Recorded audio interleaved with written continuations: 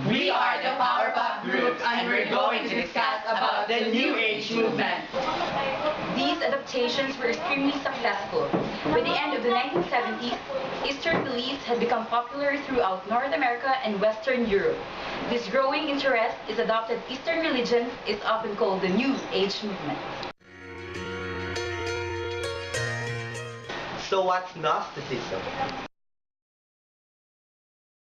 Gnosticism is an effect per Christian system offering salvation through secret knowledge.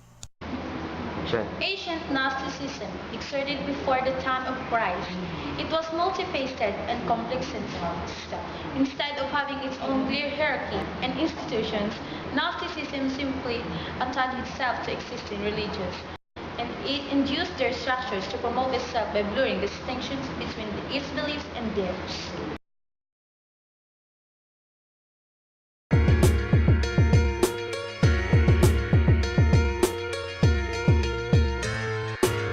In Eastern religions, New Age movement draws its religious beliefs from many sources.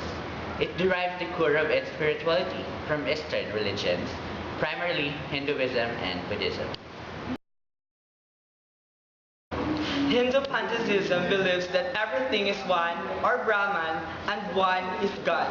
The goal in this life is to discover oneness and divinity of all things. We are to discover the divinity within us. We must realize that we are God. And by that, recognizing that all things is one and being absorbed into one is called nirvana. So how do we achieve nirvana?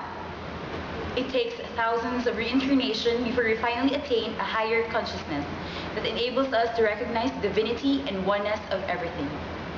But luckily, there is a shortcut to nirvana.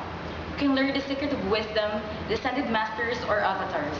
These are beings who have attained nirvana but are allowed to make contact with this world in order to teach us how to shorten the reincarnation process through a special enlightenment. So what is reincarnation? Reincarnation is the view that a person's soul comes back to inhabit another body. Now, let's move on to modern philosophy.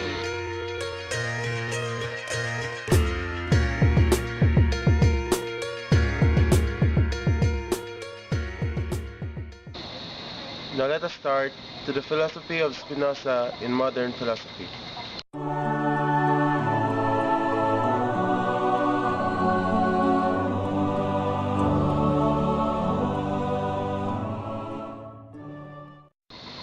Now, let's talk about idealism.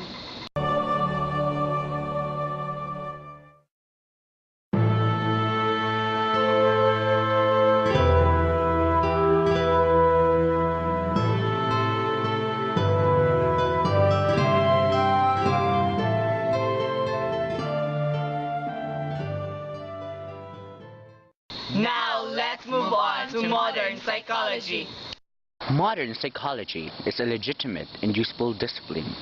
Many disturbances of the mind are helped by good psychology. Our concern here is with a movement within modern psychology that departed from sound principles and ultimately become fertile soil for New Age beliefs. This movement is commonly known as the Human Potential Movement. We will look at some of the psychological beliefs of forerunners of the Human Potential Movement. Then who is Carl Jung?